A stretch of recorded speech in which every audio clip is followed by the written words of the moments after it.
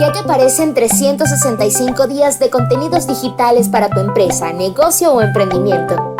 Somos especialistas en redes sociales, diseños, textos, guiones, audio, ilustraciones y correcciones. Realizamos contenidos digitales para tu emprendimiento.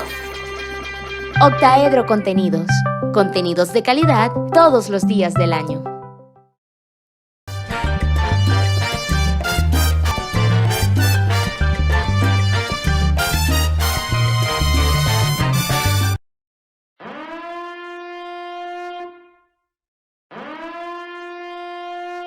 Seguimos en Fuera de Orden, crónica de la desgracia nacional e internacional.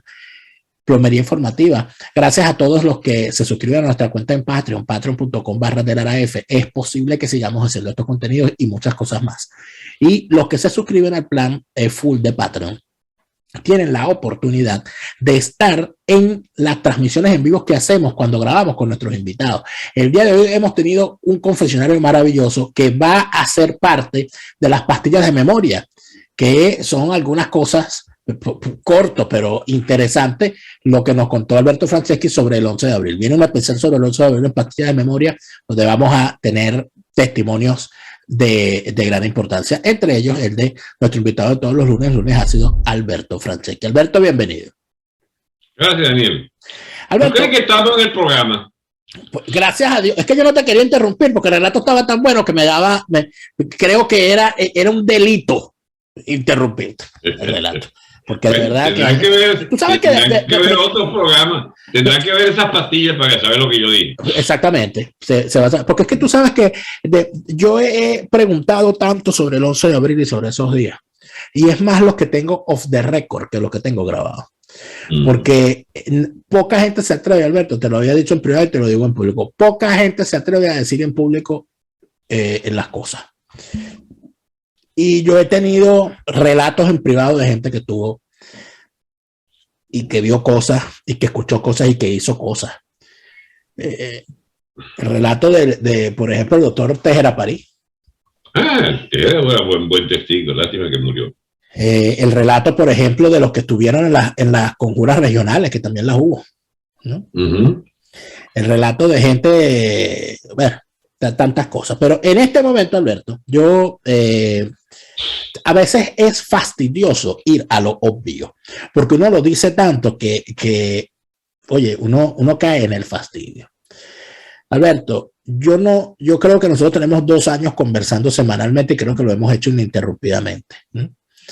Y hemos hablado muchísimas veces, en innumerables ocasiones, de lo que significa que Venezuela sea un narcoestado. Y cuando hemos hablado de la existencia de un narcorrégimen, también hemos dicho que es imposible que existiendo un narcogobierno, un narcorrégimen y una oposición hecha a su medida, es imposible que esa oposición hecha a la medida de ese narcorrégimen no sea por lo menos narcocomplaciente. O sea, eso lo hemos dicho yo no sé cuántas veces. Pero además de eso, hay otra evidencia. Si durante estos 22 años se ha construido un narcorrégimen, ¿cuántas veces esa oposición falsaria y prostibularia ha denunciado la existencia de ese narcorrégimen? Ha perseguido a los narcotraficantes del régimen, ha expuesto a los narcotraficantes del régimen, ha actuado contra los narcotraficantes del régimen. Todo lo contrario. Entonces, cuando yo veo esta puesta en escena del señor Jorge Rodríguez, de paso, uno de los peores voceros para hablar del narcotráfico debe ser Jorge Rodríguez. Hubiese puesto a Maclet, le hubiese salido mejor, ¿no? Entonces ponen al señor Jorge Rodríguez a mostrar pruebas irrefutables de los vicios de la oposición con el narcotráfico por un video de Guaidó bailando vallenato con un tipo que dice que es narcotráfico. ¿A dónde quiero yo llegar, Alberto? El narcotráfico en Venezuela ya como que hizo metástasis, porque se está llegando a lo que vimos cuando la corrupción hizo metástasis. Como tú recordarás, yo lo recuerdo, era joven, pero lo recuerdo, que cuando en Venezuela la corrupción hizo metástasis, los políticos acusados de corrupción ya no se defendían, sino que decían, sí, pero tú eres más corrupto. No, con los adecos se robaba, pero se dejaba robar. No, y ese cinismo se alcanzó en Venezuela con la corrupción. No, mi general robó, pero hizo. O sea, eso se llegó a ese cinismo. Y ahorita estamos viendo nada más y nada menos que a Jorge Rodríguez y su nariz fría hablando del narcotráfico asociado a Guaidó. Alberto, llegamos al llegadero. Aquí ya se quitó todo el mundo la máscara. Y aquí yo sí soy narcotraficante, pero tú eres más narcotraficante. Yo creo que efectivamente sí llegamos al llegadero, Dani, pero lo que mucha gente no va a entender, y a lo mejor tampoco nosotros, es el tamaño del viraje que se va a producir en la profundidad de la sociedad venezolana para que vivamos una especie de coyuntura histórica de cambio drástico de los personajes y de las situaciones que deberá afrontarse para poder seguir existiendo como nación política y como Estado realmente existente. Daniel, lo de Ucrania, no crean ustedes que es un lejano conflicto allá en el este europeo. Es un hecho mundial que retrata un cambio muy importante en las correlaciones de fuerza entre las corrientes comerciales, entre la rivalidad carnívora casi, ¿cómo se llama? Caníbal de las potencias por hacerse o por defender sus cuotas de mercado o por defender sus espacios para la comida de su gente, para la sobrevivencia de cada una de sus economías que en última instancia miden la capacidad o no de comer todas las familias o parte de ellas en cada país. Nos han convertido en un país marginal y merecíamos este gobierno. No es que merecíamos porque por bien hecho que nos pasó, no. Fuimos incapaces de detener entre todos, hablo de todos los personajes centrales de esta ridícula comedia venezolana, fuimos incapaces de detener esta marcha irreversible hacia el abismo social, hacia el abismo económico y hacia el abismo político. Y las crisis han confluido en esta trágica situación en que tenemos el peor gobierno y la peor oposición. Eso se paga, Daniel. Eso se paga con esta especie de incertidumbre sobre, bueno, hay un concepto básico que yo pretendo haber estudiado y lo sigo estudiando, de estos buenos amigos del materialismo filosófico de Oviedo, que es, creo que viene, la raíz de la palabra es por supuesto griega, la eutaxia de los estados, la eutaxia de las naciones, la eutaxia significa cómo es que sigue existiendo una nación, qué es lo que se hace para que sobreviva y para que se mantenga y para que progrese. Esa eutaxia que es el deber sobre todo de las clases dirigentes de cada estado, ¿cómo es que se produce ese deber ser para que siga existiendo la sociedad venezolana, la nación venezolana y el Estado venezolano? ¿Somos eutáxicos o somos distáxicos? ¿Somos partidarios o digamos, estamos dispuestos a acordarnos para que Venezuela sobreviva y se mantenga como nación civilizada, o participamos de esta locura colectiva de sostener en el poder a una casta de irresponsables y ladrones que coexisten y comparten el atornillar a este régimen político sin destino con una oposición de miserables que buscan enriquecerse y que cuánto hay para eso, para poder participar en ese festín de ruina histórica de Venezuela? Esa eutaxia hay que buscarla y desearla, y hay que ver cómo es que nos reconstruimos, porque si no, mientras tanto, solo nos queda comentar nuestro camino al precipicio. Es lo que hemos hecho, Dani, en esta etapa histórica de los últimos meses y años, es contar hasta dónde llega nuestro envilecimiento y nuestra incapacidad como nación para, digamos, dar de comer a nuestra gente, para fortalecer institucionalmente lo que pueda ser fortalecido y más bien empujar hacia el precipicio lo que queda. Como tú verás, no es un abordaje normal esto de, aprovechando el conflicto bélico de Ucrania, tratar de extraer las conclusiones, porque es que Venezuela, quiera o no, la han metido de cabeza en el lío de Ucrania, por la vía de cómo sustituir las importaciones petroleras, aunque sean menores, de Rusia en Norteamérica. Han ido a buscar a Maduro, chicos, contrariando, ¿cómo se llama? 2, 3, 4 años de acritud, de crítica implacable que era la propia del régimen de Trump y que fue seguido por la administración del Departamento de Estado. Y de golpe entonces como que se acaba y empiezan con la excusa de unos presos que tienen ahí de PDVSA, de Citgo, van entonces que, no, eso solo fuimos a acomodar la cuestión de unos rehenes que tiene Venezuela. No, señor, ustedes fueron a buscar cómo arreglar el lío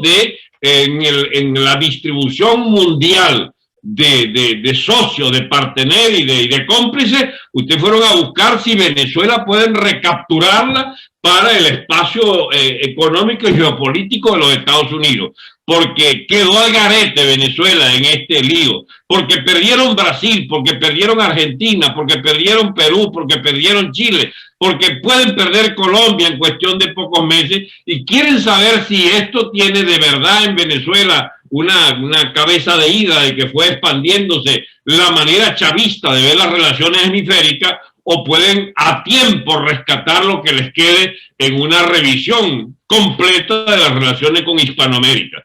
Daniel, están en juego muchas cosas en este bendito conflicto. ¿De verdad los chavistas van a modificar sus relaciones con los Estados Unidos? ¿De verdad Estados Unidos quiere modificar las relaciones? Y la oposición esta de paniaguados y de oportunistas de cuarta categoría, ¿sirven para algo, para entender dónde estamos metidos? ¿O son parte del problema también, al igual que el gobierno, que deja este país a la deriva y ahora se les ha olvidado a los chavistas que ellos preconizaban el furibundo antiyanquismo y el odio al dólar, y que ahora son la economía más dolarizada y asfixiada por el efecto de que ni siquiera tenemos una moneda y de que ahora sufrimos todos los efectos de los bloqueos habidos y por haber por la estupidez política del liderazgo chavista, que logró combinar lo peor de todos los mundos y padecer hoy por hoy 96% de miseria, chicos,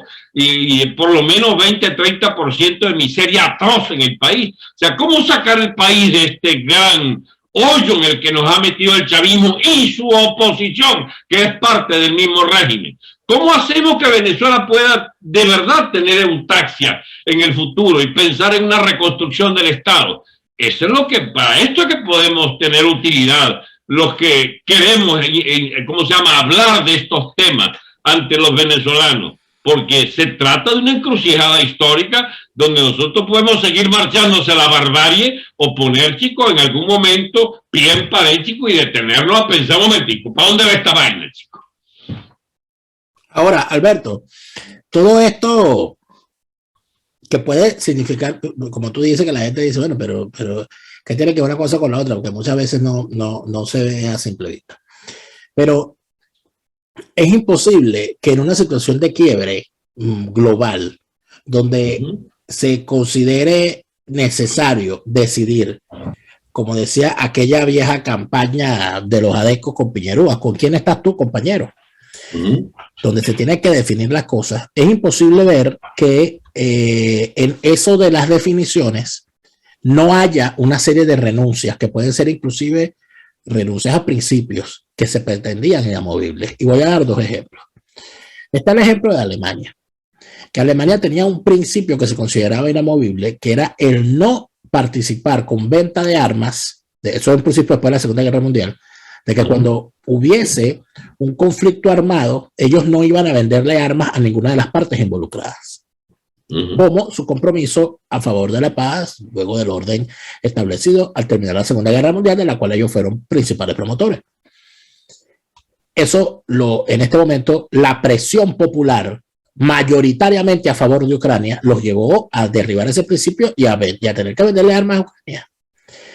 Luego está la otra situación que está siendo, bueno, sumamente atacada precisamente por Zelensky, el ucraniano, quien ha puesto sobre la mesa un reclamo a Israel, diciendo que Israel está del lado de Rusia y que se ha negado a condenar las acciones de Rusia y está prácticamente combinando al Estado israelí a ponerse de su lado. Israel ha hecho algo que quizás pueda ser visto como una renuncia a sus principios de estar siempre a favor de los suyos o a favor de la paz frente a los grandes enemigos. Pero yo me estoy dando cuenta, con lo poco que puedo conocer la forma de actuar israelí, que los tipos han dicho lo siguiente: bueno, Ucrania está siendo atacada y los que se pensaban que eran sus aliados los dejaron solos. ¿Qué pasa si yo me posiciono a favor de Ucrania y Rusia se vuelve loca y nos abandona aquí en Siria? ¿Quién me va a defender a mí? Biden. ¿Quién me va a defender a mí? La OTAN, que se está negando a defender en Europa a uno de los suyos. Entonces yo tengo que guardar los míos porque yo sí estoy solo en el mundo. Si Ucrania está sola, bueno, yo estoy ultra solo. Eso es una renuncia también, y además eso es supervivencia. A la hora de estas definiciones hay renuncias y hay instinto de supervivencia. Mi pregunta es, ¿cuáles son las renuncias del instinto de supervivencia que va a tener el chavismo frente a esta situación? Mira, Dani, lo único es que tu pregunta lleva a unas lógicas determinadas. Yo quisiera, no es por no considerarla pertinente tu exigencia, sino un poco, carajo, ¿no será que el problema es distinto o está en otro nivel? Cuando yo hablaba de lo que ha hecho el gobierno y lo que ha hecho la oposición, es hundirnos en este estercolero, de la inviabilidad como nación y como Estado. No habrá llegado el momento, Dani, en que empecemos a pensar cómo es que se para este camino irrefrenable hacia el abismo, que ya empezamos a vivirlo con la dolarización, la pérdida de la moneda, Daniel. No es cualquier cosa. Es la pérdida de la capacidad para todos los venezolanos en ese territorio de participar en un mínimo de intercambio de bienes y de ellos la fuerza de trabajo. O sea, ¿cómo me pagan mi fuerza de trabajo y qué yo compro con lo que invertí, esforzándome en trabajar en tal o cual cuestión? Yo debo ser remunerado. Y el gobierno ha resuelto que la moneda que antes nos remuneraba no solo fue devaluada hasta el extremo de convertirla casi que en un problema para el abultado del bolsillo, cargar, qué sé yo, millones de bolívares para pagar un café, sino que ya ni siquiera eso tenemos porque hay que dotarse de dólares. Ese solo hecho ya consagra que el chavismo se acabó como opción histórica para Venezuela. Tu antiimperialismo de pacotilla y tu visión estatista ultranza ha terminado. Ahí devolvieron el Sambil ayer a sus verdaderos dueños. ¿Tú no recuerdas que fue el que Chávez que dijo exprópiese? Entonces, escúchame, perdónenme los gráficos de la reflexión, pero se han cagado en todas las cosas que hizo y propuso Chávez. Las expropiaciones de Sambil como símbolo de todas las calamidades que le cayeron a la clase propietaria en Venezuela de la mano del presidente del expropiese. Lo está Maduro tratando de devolver esa historia y convertirse ellos en personajes confiables. Ese discurso contra el narcotráfico, Dani, se corresponde a una promesa que le habrán hecho a los yanquis en esas reuniones y tratativas secretas. Nosotros vamos a disminuir o vamos a tratar de no ser parias en este asunto del narcotráfico que le mete toneladas de cocaína semanales a los Estados Unidos. Nosotros vamos a tratar de enmendar la plana. Ahora, dennos tiempo, porque está llamado el chavismo a ser cada vez más dócil y a buscar pertenecer a un área económico-social de América hispánica donde no está reñido el izquierdismo con los intereses de los patrones últimos del izquierdismo, que es la gente del Partido Demócrata. O sea, los mismos del Black Lives Matter, los mismos del cambio climático, los mismos de Sanders y compañía, etcétera, la izquierda de la quemada y toda esa vaina, son los mismos que antes inspiraron el chavismo, o antes inspiraban, o son los inspiradores de Petro, que es uno de los últimos bastiones que quieran ganar, y que no es cualquiera, porque es el único miembro de la OTAN en América Hispánica, ¿entiendes? Colombia. Hay un verdadero cambio en las relaciones internacionales, hay un reacomodo. Dani, nosotros no podemos seguir a espaldas de lo que es una especie de ¿cómo se llama?, de nuevo barajo en la situación mundial, donde China y Rusia están dispuestas a entenderse y a darle la batalla al lado de la India y, oh sorpresa, y de Brasil, que es parte del llamado BRIC, en ese gran acuerdo comercial para renunciar al dólar como moneda de intercambio. Eso es lo que está en juego en última instancia. Todo lo que se estableció desde la Segunda Guerra Mundial hasta hoy en el marco económico mundial está siendo despedazado, y Estados Unidos tiene que escoger si reinsiste en su hegemonía europea y de que Bruselas se convierte en su caja de resonancia chantajeada para seguirle en todos sus pasos, pero no tanto como para ir a una guerra con Rusia, porque no queremos esa guerra, dirán los Estados Unidos. Entonces son pasos limitados, pero muy audaces para reunir a toda Europa bajo la égida norteamericana, pero mientras tanto perdiste los países árabes, que se los tragó Rusia. Ya, como se llama, Arabia Saudita y los Emiratos no aceptan tu moneda, chicos, y ya se están acercando fuertemente a China y a Rusia en la cuestión de la guerra, y el mayor de los aliados posibles, tu Israel del alma, tu Israel de toda la vida, te está abandonando también. O sea, ¿qué vaina es esta? Empiezan, chicos, a aparecer fenómenos en la política mundial que cambian la película completamente. Ay, ¿qué hace Venezuela en ese cambio de escenario mundial? Teniendo a Brasil en el sur, precisamente formando parte del nuevo campo económico de Rusia y China y de la India. ¿Qué hacemos? ¿Qué hacemos nosotros pegados a los Estados Unidos, que no nos trae sino, chicos, desprecio y desconsideración, o digamos capitalismo mayamero de vaina, de cómo se llama, de puerta a puerta y de bodegones?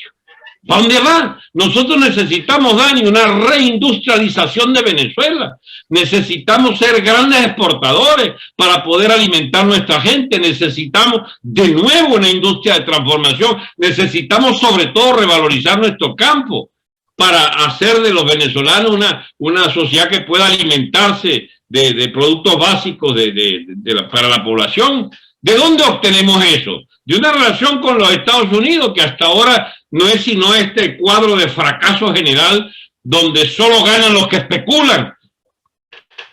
Pero el gran planteamiento, quizás, Alberto, también pueda llevarse hacia otros derroteros, porque fíjate que cuando nosotros vemos, y yo lo he revisado todos estos días en varias conversaciones, también en este mismo programa, para nosotros vemos lo que está haciendo esa nueva clase privilegiada económica, supuestamente empresarial, que ahora se hacen llamar emprendedores.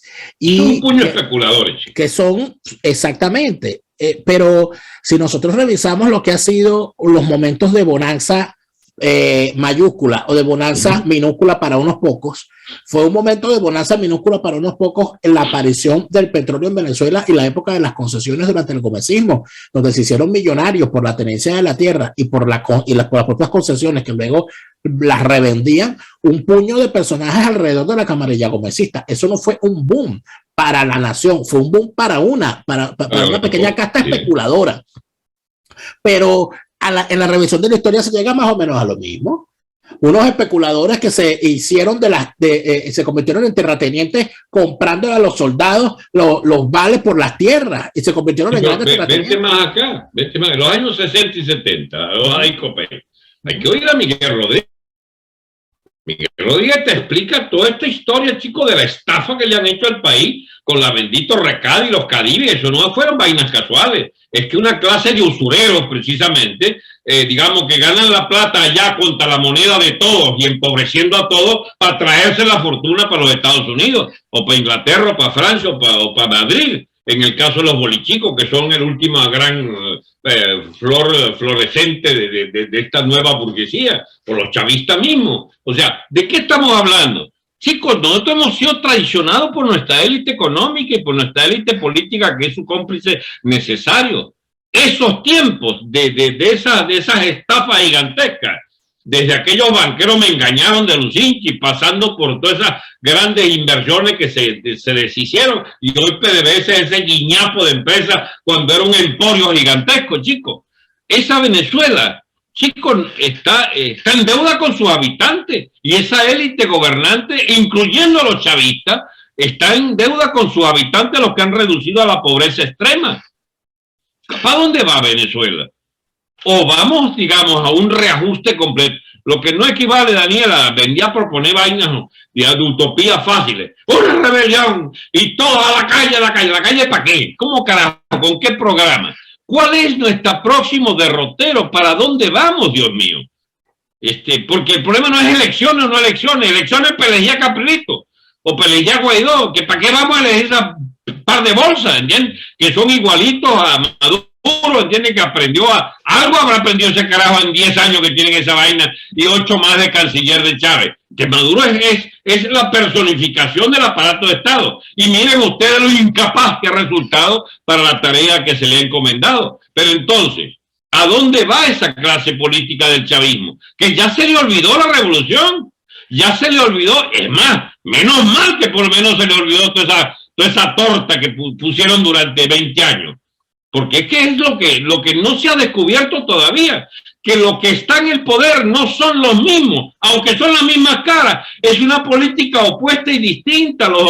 Y te voy a ser sincero, los yanquis sí entendieron, fueron a buscar a ver qué es lo que ustedes quieren, chicos. Y se habrán dado cuenta que lo que quieren, igual que Guaidó, igual que otros, real, queremos seguir siendo casta privilegiada. De manera que la suerte de los venezolanos está en manos de verdaderos agiotistas de la política, la MUD y la MUD del gobierno. El gobierno y la oposición en la misma parte, chico. ¿Y quién entendió bien este proceso que viene de 20, 25, 30 años? Oigan a Rodríguez, chico, al Paquetico. Paquetico explicó esas vainas, chico, correctamente. Que nadie le paró bola. ¿Bien? Pero todo eso, Alberto, vuelve al gran punto. En distintas ocasiones, yo tengo un gran problema ahorita, te lo tengo que confesar, se lo comentaba ayer a Neymar Hernández. A mí, ¿de qué manera me podrán llamar? Pero a mí se me hace cada vez más difícil hablar del periodo entre el 58 y el 98 como una democracia. No, chicos, y se me hace cada vez más difícil hablar de los fundadores de la democracia, lo siento. Revisando las cosas. Bienvenido al club. Prefiero hablar del periodo que inició en el 58, que sí, es una ruptura con lo que estaba antes, sí. Pero todos los principales actores de Venezuela, de la política venezolana del 58 en adelante, coinciden en señalar que no hubiese sido posible ese sistema sin que hubiesen ocurrido cosas. Por cierto, Betancourt lo dice, y lo dice Rafael Caldera también. Rafael Caldera, de hecho, lo repite, si se dan cuenta, en el discurso famoso del 4 de febrero. Rómulo Betancourt se lo escuché en la entrevista que le da a Sofía Inver y Carlos Rangel, que se encuentra en el canal de YouTube de Sofía Inver, que es ese periodo que se instaura en el 58, es decir, el sistema político posterior a la partida de Venezuela de Pérez Jiménez logra sobrevivir, número uno, principalmente entre otras cosas, número uno, por el fervor popular. Dos, porque los militares decidieron dejar el poder. Y eso es una decisión que parte con el propio Pérez Jiménez, porque Pérez Jiménez se va. Y en tercer lugar, la participación empresarial, que decidió que era mejor estar con este sistema que instaurar uno como el anterior, porque el anterior era de camarillas. Y aquí se necesitaba abrir el compás. No necesariamente porque hubiese un sistema de libertad económica, que nunca lo ha habido, pero por lo menos, porque bueno, la cosa Caribe, bueno, pero tampoco es que te lo vas a llevar todo tú, déjame algo a mí también. Entonces, ¿no? Eso, Alberto, no ha cambiado. No ha habido, tú hablas de una reindustrialización de Venezuela y te pregunto yo, ¿y en qué momento entró Venezuela en la revolución industrial? Nosotros llegamos por inercia se llegó a algunas cosas y siempre llegamos tarde. Aquí se instauraron esas tesis cepalistas y esa cuestión del Estado empresario y llegamos a eso cuando ya eso estaba desfasado. Y cuando se quisieron hacer las reformas, aquí todo el mundo se opuso. Y cuando se hicieron las reformas ya estaban pasadas de moda también. Entonces, lo que pareciera es que la sociedad venezolana ha tenido unos graves problemas para engendrar de su seno militares patriotas, empresarios con conciencia de la necesidad de llevar a Venezuela a otros niveles y a una clase política corrupta, falsaria y asquerosa, capaz de traicionar todas las veces posibles aliándose con los otros dos sectores. Entonces aquí pareciera que aquí vienen por lo menos 50 años más de desgracia en este país. La gente que tenemos. Ahí es donde tengo que pararte, Daniel, porque nosotros ya sufrimos las consecuencias de esa conducción. ¿Qué más tenemos que aspirar? ¿Qué más tenemos que esperar? Que caiga la gente en las esquinas, digamos, muerta de hambre y de paludismo otra vez, de viruela, qué sé yo. Venezuela está en una situación social desesperada. ¿Te parece poco 5 o 6 millones de emigrados que se fueron de ahí? O sea, dejaron de querer seguir siendo de ahí.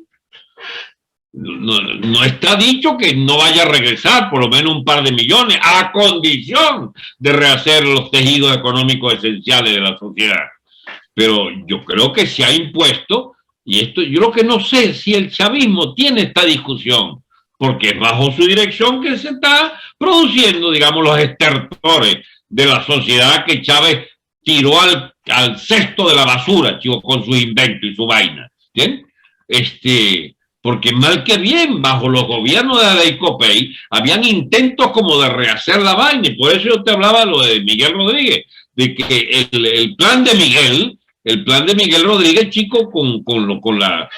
Así fuera disparate, visto retrospectivamente, lo del plan 4 de Sidor, ya vamos, chico, pero eso es lo único que teníamos en el país. La industrialización de Guayana, el plan hidroeléctrico, etcétera, los acueductos regionales, o sea, habían cosas que se hicieron para merecer, chico, un estatuto de país fuera de la indigencia, como el que nos caracteriza hoy.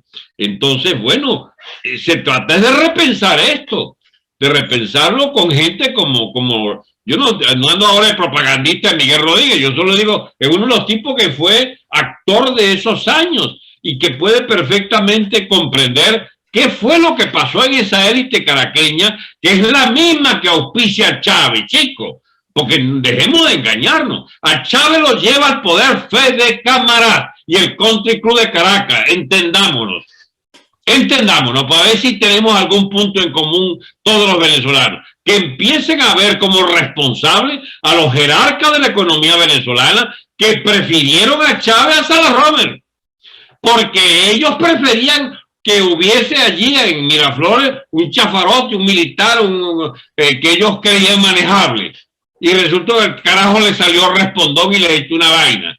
Pero los que se prometieron portarse bien desde el principio no les fue tan mal y multiplicaron sus fortunas incluso en estos 20 años, o le permitió a los recién llegados, a los vástagos, a los herederos de esa grande familia, convertidos en bolichicos, chicos, en corruptos millonarios en dólares, chicos. O sea, la élite sigue siendo capaz en su interior de premiar, chicos, a los más clarividentes de sus hijos, porque se situaron del lado del chavismo. Pero ya va, la torta que ha puesto incluso es de Fede Cámara, que es ahora socia del gobierno, e incluso es de esa élite del perraje del Country Club. Son de ellos también.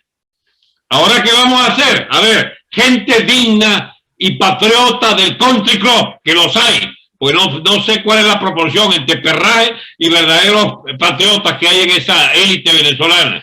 Pero esa élite que tiene gente que pensó seriamente en el país a lo largo de décadas y que propuso cosas muy positivas a lo largo de todos los gobiernos.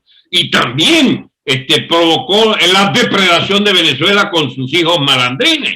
O sea, ¿qué proponemos ahora en esta nueva etapa? Aprovechen entonces. ¿Qué es lo que propone Biden?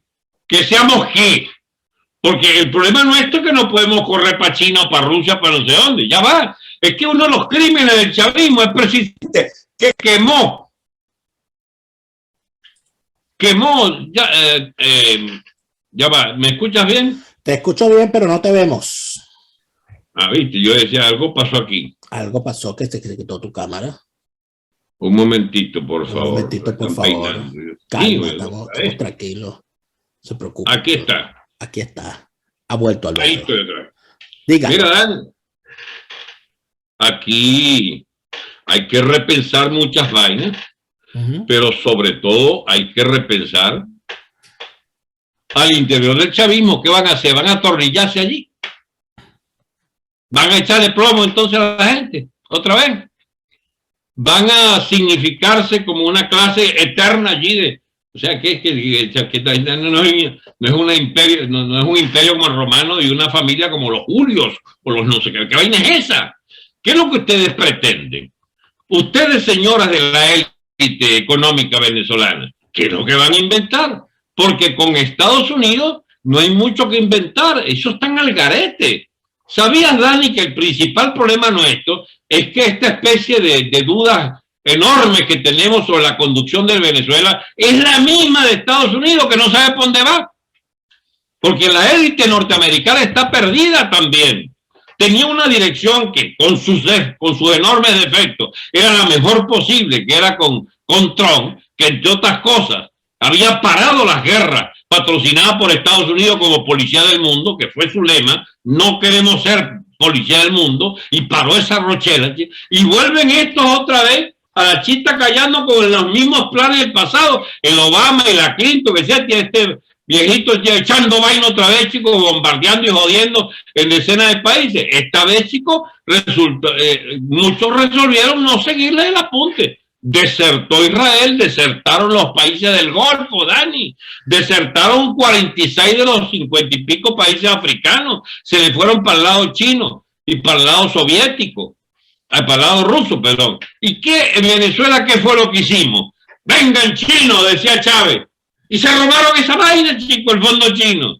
Y los soviéticos, nuestros grandes amigos, ¿para qué? Para comprar chatarra militar, para echarle roque y apuntar para Colombia. Gran jornada, carajo, de la alianza estratégica con Rusia. Para echarle vaina a Colombia apuntándole con los misiles o los iraníes.